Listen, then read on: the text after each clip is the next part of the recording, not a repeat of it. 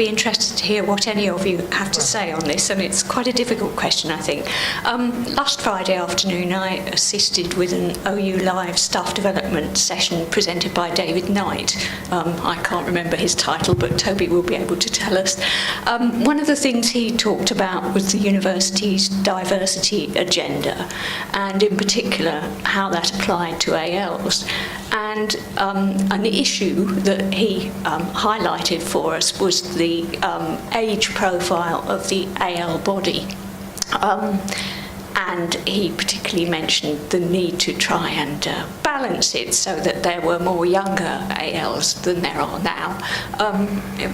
I'd better be careful how I say this, but looking around this room, I think there's quite a few people here who, like me, are over 55, shall we say, and who, when they hear things like this said, sort of begin to feel as though we're on the scrap heap because we're too old. And I'm just interested about, you know, how you see things working with staff development needs of ALs who are towards the end of their careers, or, you know, do you think we should just be quietly fading away? I did say it was a difficult question. Do you want to go first on that one, Toby, or does anyone else want to have a go? Very careful. David, by the way, directs Access Careers and Teaching Support, ACTS for short. Acronyms everywhere, aren't there, in the OU? It's great. I wasn't part of that meeting, so I didn't hear all of it. I hear what you're saying. I don't personally have any involvement or view in terms of the age dynamic of the AL population. In my world, working where I do and what I'm doing, the ALs we have, whoever they are now, whoever they may be in the future, are our priority. And I certainly am not aware of any discussions or anything like that around, you know, what any formal arrangements or plans might be around what's going to happen to address that issue. Nothing that I'm aware of at the moment. For me, the priority is whoever is there as associate lecturer doing the very important job that everybody in the room recognises is what you do. That's where the development needs to be projected and made available to. So that's what I would continue with my mission to ensure happens. It doesn't really answer your question, but I don't think I'm close enough to that discussion that's happened to be able to say more. Others may feel differently. Is anyone else? Yeah, I would like to respond to that. I had been at the OU as a staff tutor initially, well, actually, when I first started as an AL myself. And since then I've become a staff tutor and head of social work. And I think it's fair to say that nearly all of our tutors have been more mature in their careers, shall we say. And some are past retirement, traditional retirement age. And certainly in the area that I work in, which is health and social care, social work, and I think it's probably the same for a lot of the other faculties as well. We really value the experience that people bring once they're well matured in their career. They have that wisdom behind them, that experience behind them, which you can pass on to your students. And I think you're very well placed to be able to do that. Better placed than perhaps somebody who is less well developed in their career. So I think that's a really positive aspect of our AL workforce. There are difficulties sometimes when, but this is a difficulty potentially for everybody. You move on to something new, you have to learn new skills. Now, I remember when we brought in the ETMA system, and one person in particular who actually isn't here today, but really would have loved to have contributed to this point. It was very difficult to actually get to grips with the ETMA system, but you're all here still, and you've all learned to use it. There's an issue with learning new skills for us all, and I think if we have a responsibility to enable our ALs to learn the new skills so that we can still tap into your expertise. It's about making sure that you're well equipped and enabled to deliver what you need to deliver, but it's the essence of it is getting at your skills and knowledge to be able to pass that on effectively. So I think that it's our responsibility to provide you with that in a way that's accessible to you. Well, it sounded like a ridiculous thing to say to me, and I don't understand now we've lost EU employment law. We should all be very afraid.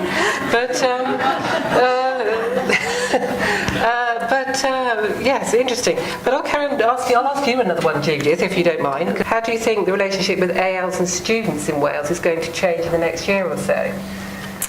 Right. right, okay? Again, I mean, change is the name of the game, isn't it? I've just written a few down here, so bear with me. We've got AL alignment, which some of you may be familiar with.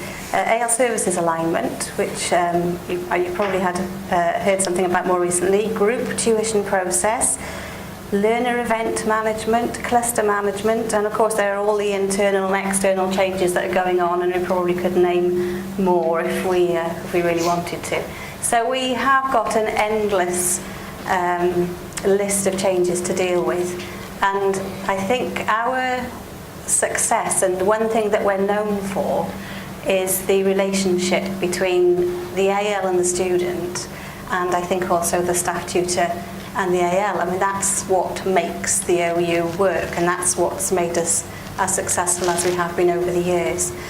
So the introduction of all these changes can feel as though that's all been taken away from us. I know Karen said that she's lost the direct management of some of her ALs in Wales.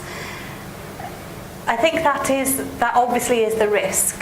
But I think that because we have worked so well together through all of the changes to date to make sure it still works for our students, somehow we have to find a way of making sure it works into the future for our students. And my position really is that yes, some of the admin tasks for ALs are being centralised. I think some of you probably had very recent emails about this, are being centralised. So AL services, as you know it, won't be in the Cardiff office anymore, but will be based in Nottingham. Andrew Hill will still be in the Cardiff office, just for you to know, if you do get desperate. Then we will still be in the Cardiff office, but we may not be directly line managing you in the same way as we have in the past. So your learner event management, which is what your learner events, which is what your tutorials and workshops will now be known as, will be managed by a learner event management team. So it won't, things are changing, but then there's a lot of acronyms and new people to get used to. But we know that eventually we will get used to it all and we will make it work. We will still be, most of us, still in the Cardiff office. And I think really, as people have always done, I probably shouldn't be saying this, but ring us. And if you can't find who you need to speak to, then we will still be there. You can't do away with relationships that have worked well and been built up over a number of years and suddenly move on to something else. So there will be a period of transition. I think we will be differently managed. All of us will be differently managed, but we will still have the foundation of the good relationships that we've built so far to use as a springboard to move forward. And that's not to say, oh God, it's all going to be great, because I think it will be quite complicated and quite difficult. But because we have got a good foundation of relationships, I think that's something to move on to. Does that answer? Yes, I think so. Does anyone want to ask anything or clarify anything from that? Yes. I believe the Unison office are now not going to allow us to be able to book tutorials anymore. We've got quite a few tutorials to set up in Cardiff, and that was a GTP and the early TSA. How much of a nightmare is that going to be?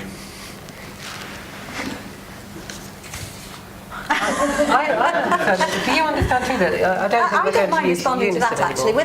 With the learner event management system, and I have to say it's quite recent that I've become quite calm about it actually. So probably as little as a fortnight ago I was in a state of complete panic about it.